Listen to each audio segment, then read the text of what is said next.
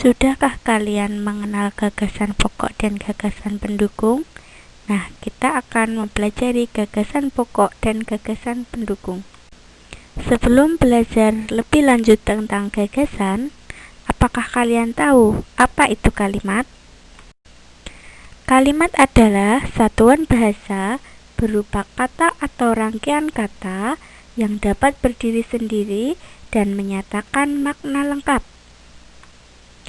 Contoh, Wulan membaca buku cerita.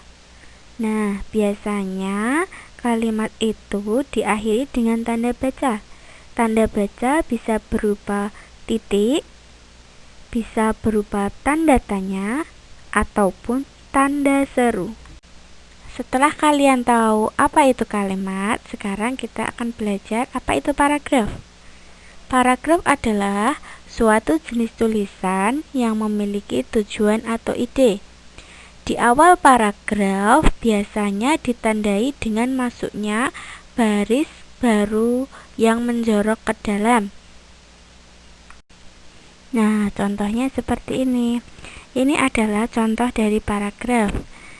Dari kalimat pawai budaya sangat menarik bagi warga Kampung Babakan sampai terdengar suara gendang yang memandangkan rombongan pawai semakin dekat. Nah, di awal paragraf ini pada kalimat pertama menjorok ke depan.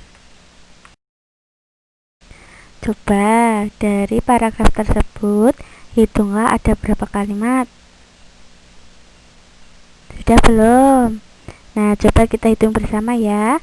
Dari kalimat pawai budaya sangat menarik bagi warga Kampung Babakan, itu adalah kalimat pertama. Kalimat yang kedua, pawai ini selalu menampilkan keragaman budaya Indonesia. Coba yang ketiga mana? Sudah ketemu? Coba dihitung. Dalam paragraf tersebut ada berapa kalimat? Betul, dari paragraf tersebut ada 6 kalimat. Nah, setelah kalian sudah paham tentang kalimat dan paragraf, selanjutnya adakah yang tahu tentang gagasan? Nah, gagasan adalah suatu ide untuk dituangkan dan dibagikan kepada pendengar atau pembacanya. Nah, untuk gagasan itu dibagi menjadi dua. Yang pertama adalah gagasan pokok dan yang kedua adalah gagasan pendukung.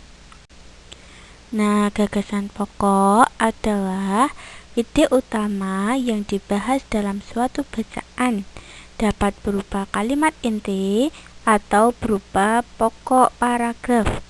Gagasan pokok ini biasa disebut kalimat utama atau gagasan utama. Sedangkan gagasan pendukung adalah uraian tambahan informasi untuk gagasan pokok.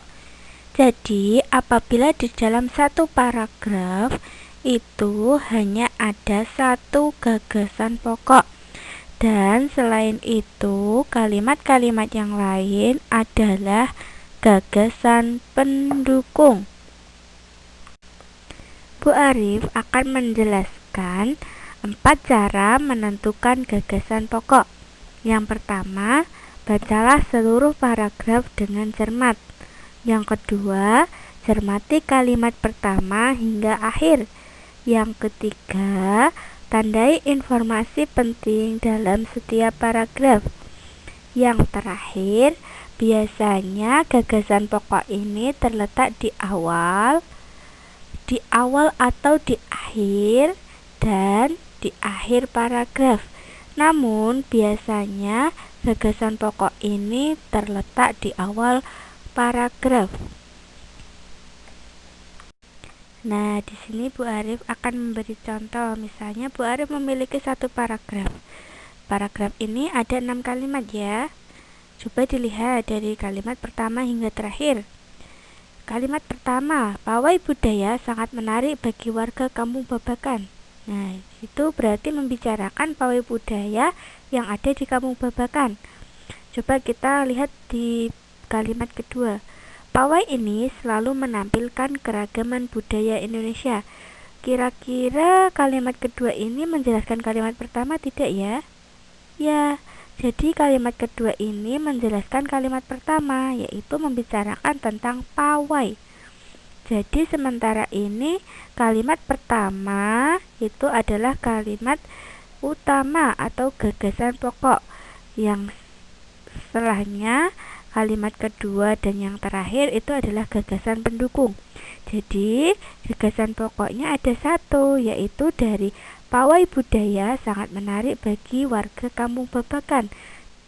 Nah, dan dari kalimat kedua sampai kalimat keenam itu disebut gagasan pendukung. Nah, bagaimana? Kalian sudah bisa kan?